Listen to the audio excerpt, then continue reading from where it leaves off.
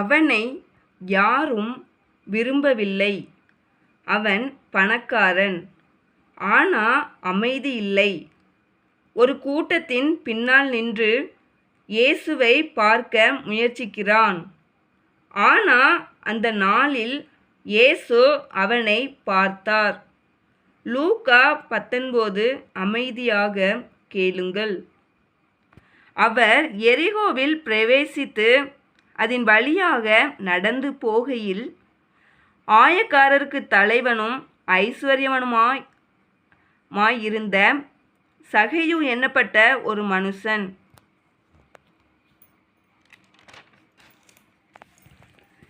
இயேசு எப்படிப்பட்டவரோ என்று அவரை பார்க்க வகை தேடினான்.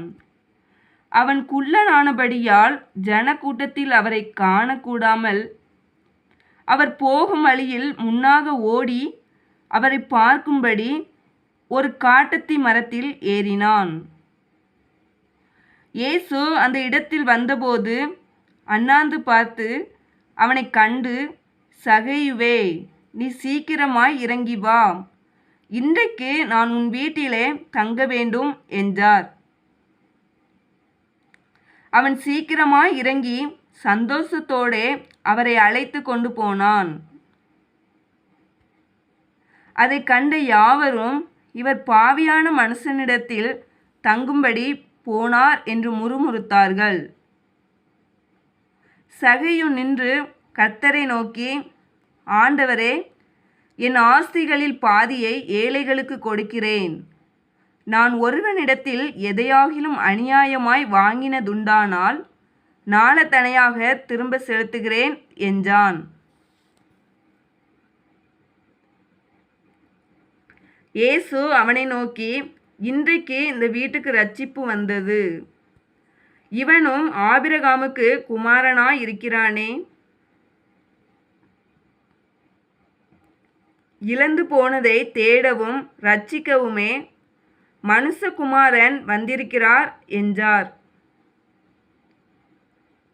அவர்கள் இவைகளை கேட்டு கொண்டிருக்கையில் அவர் எருசலேமுக்கு சமீபித்திருந்தபடியினாலும் தேவனுடைய ராஜ்யம் சீக்கிரமாய் வெளிப்படும் என்று அவர்கள் நினைத்தபடியினாலும் அவர் ஒரு உவமையை சொன்னார்.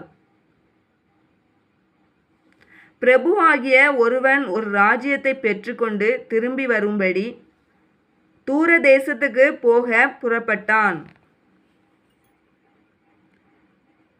புறப்படும்போது அவன் தன் ஊழியக்காரரில் 10 பேரை அழைத்து அவர்களிடத்தில் 10 ராத்தல் திரவியம் கொடுத்து, நான் திரும்பி வருமளவும் இதை கொண்டு வியாபாரம் பண்ணுங்கள் என்று சொன்னான். அவனுடைய ஊரார் அவனை பகைத்து, இவன் எங்கள் மேல் ராஜாவாய் இருக்கிறது எங்களுக்கு மனதில்லை என்று சொல்லும்படி அவன் பின்னே ஸ்தானாபதிகளை அனுப்பினார்கள். அவன் ராஜ்யத்தை பெற்றுக்கொண்டு திரும்பி வந்தபோது தன்னிடத்தில் திரவியம் வாங்கியிருந்த அந்த ஊழியக்காரரில் அவனவன் வியாபாரம் பண்ணி சம்பாதித்தது இவ்வளவென்று அறியும்படி அவர்களை தன்னிடத்தில் அழைத்து வர சொன்னான். அப்பொழுது முந்தினவன் வந்து, ஆண்டவனே, உம்முடைய ராத்தலினால் 10 ராத்தல் ஆதாயம் கிடைத்தது என்றான். எஜமான் அவனை நோக்கி, நல்லது, உத்தம ஊழியக்காரனே, நீ கொஞ்சத்தில் உண்மை உள்ளவனாய் இருந்தபடியால் 10 பட்டணங்களுக்கு அதிகாரியாய் இரு என்றான். அப்படியே 2ஆம் ஊழியக்காரன் வந்து, ஆண்டவனே, உம்முடைய ராத்தலினால் 5 ராத்தல் ஆதாயம் கிடைத்தது என்றான். அவனையும் அவன் நோக்கி, நீயும் 5 பட்டணங்களுக்கு அதிகாரியாய் இரு என்றான். பின்பு வேறொருவன் வந்து, ஆண்டவனே, இதோ உம்முடைய ராத்தல், இதை ஒரு சீலையிலே வைத்திருந்தேன். நீர் வைக்காததை எடுக்கிறவரும் விதைக்காததை அறுக்கிறவருமான கடினமுள்ள மனுஷனென்று அறிந்து உமக்கு பயந்திருந்தேன் என்றான். அதற்கு அவன், பொல்லாத ஊழியக்காரனே, உன் வாய்ச்சொல்லைக் கொண்டே உன்னை நியாயந்தீர்க்கிறேன். நான் வைக்காததை எடுக்கிறவனும் விதைக்காததை அறுக்கிறவருமான கடினமுள்ள மனுஷனென்று அறிந்தாயே.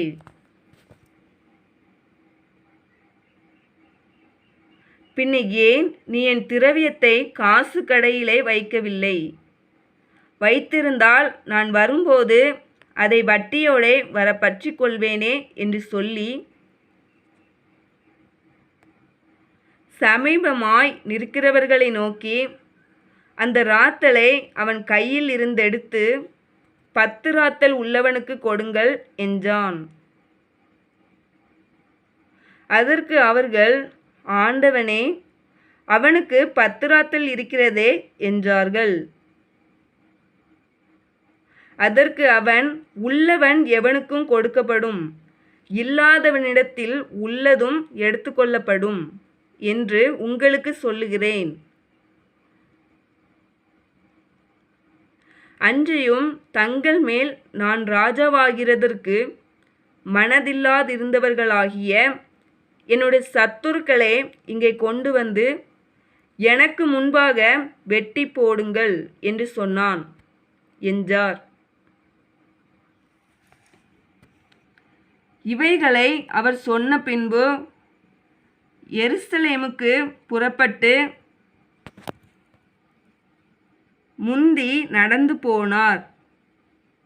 அவர் ஒலிவ மலை என்னப்பட்ட மலையின் அருகான பெத்பகே பெத்தானியா என்னும் ஊர்களுக்கு சமீபித்தபோது தம்முடைய சீசரில் 2 பேரை நோக்கி, உங்களுக்கு எதிரே இருக்கிற கிராமத்துக்கு போங்கள். அதிலே பிரவேசிக்கும்போது மனுஷரில் ஒருவனும் ஒரு காலும் ஏறியிராத கழுதை குட்டியை கட்டியிருக்க காண்பீர்கள். அதை அவிழ்த்து கொண்டு வாருங்கள். அதை ஏன் அவிழ்க்கிறீர்கள் என்று யாராவது உங்களிடத்தில் கேட்டால் அது ஆண்டவருக்கு வேண்டுமென்று சொல்லுங்கள் என்றார். அனுப்பப்பட்டவர்கள் போய் தங்களுக்கு அவர் சொன்னபடியே கண்டார்கள். கழுதை குட்டியை அவர்கள் அவிழ்க்கும்போது அதற்கு உடையவர்கள், குட்டியை ஏன் அவிழ்க்கிறீர்கள் என்று கேட்டார்கள். அதற்கு அவர்கள், அது ஆண்டவருக்கு வேண்டுமென்று சொல்லி அதை இயேசுவினிடத்தில் கொண்டு வந்து தங்கள் வஸ்திரங்களை அதின்மேல் போட்டு இயேசுவை அதின்மேல் ஏற்றினார்கள். அவர் போகையில் அவர்கள் தங்கள் வஸ்திரங்களை வழியிலே விரித்தார்கள். அவர் ஒலிவ மலையின் அடிவாரத்துக்கு சமீபமாய் வருகையில் திரளான கூட்டமாகிய சீசர் எல்லாரும் தாங்கள் கண்ட சகல அற்புதங்களையும் குறித்து சந்தோஷப்பட்டு, கர்த்தருடைய நாமத்தினாலே வருகிற ராஜா ஸ்தோத்தரிக்கப்பட்டவர், பரலோகத்திலே சமாதானமும் உன்னதத்திலே மகிமையும் உண்டாவதாக என்று மிகுந்த சத்தத்தோடே தேவனை புகழ்ந்தார்கள். அப்பொழுது கூட்டத்தில் இருந்த பரிசேயரில் சிலர் அவரை நோக்கி, போதகரே, உம்முடைய சீசரை அதட்டும் என்றார்கள். அவர்களுக்கு அவர் பிரதியுத்தரமாக, இவர்கள் பேசாமல் இருந்தால் கல்லுகளை கூப்பிடும் என்று உங்களுக்கு சொல்லுகிறேன் என்றார்.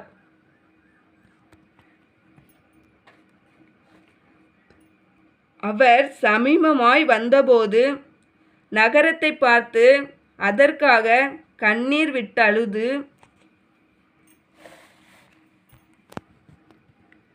உனக்கு கிடைத்த இந்த நாளிலாகிலும் உன் சமாதானத்துக்கு ஏற்றவைகளை நீ அறிந்திருந்தாயானால் நலமாயிருக்கும். இப்பொழுதோ அவைகள் உன் கண்களுக்கு மறைவாயிருக்கிறது. உன்னை சந்திக்கும் காலத்தை நீ அறியாமற் போனபடியால் உன் சத்துருக்கள் உன்னை சூழ மதில் போட்டு உன்னை வளைந்து கொண்டு எப்பக்கத்திலும் உன்னை நெருக்கி உன்னையும் உன்னிலுள்ள உன் பிள்ளைகளையும் தரையாக்கி போட்டு உன்னிடத்தில் ஒரு கல்லின் மேல் ஒரு கல்லிராதபடிக்கு செய்யும் நாட்கள் உனக்கு வரும் என்றார். பின்பு அவர் தேவாலயத்தில் பிரவேசித்து அதிலே விற்கிறவர்களையும் கொல்லுகிறவர்களையும் புறம்பே துரத்தத் தொடங்கி, என்னுடைய வீடு ஜெப வீடாய் இருக்கிறதென்று எழுதியிருக்கிறது, நீங்களோ அதை கள்ளர் குகையாக்கினீர்கள் என்றார். அவர் நாடோறும் தேவாலயத்தில் உபதேசம் பண்ணி கொண்டிருந்தார். பிரதான ஆசாரியரும் வேத பாரகரும் ஜனத்தின் மூப்பரும் அவரை கொலை செய்ய வகை தேடியும் ஜனங்கள் எல்லாரும் அவருக்கு செவி கொடுத்து அவரை அண்டி கொண்டிருந்தபடியால் அதை இன்னபடி செய்யலாமென்று வகை காணாதிருந்தார்கள்.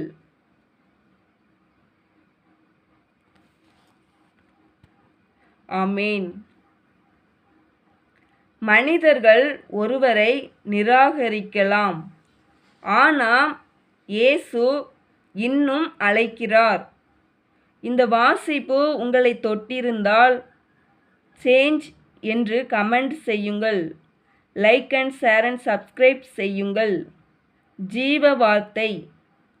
மேலும் டெஸ்கிரிப்ஷன் முதல் வரியில் இருக்கும் லூக்கா 16 லிங்கை வாசிக்க மறக்காதீர்கள்.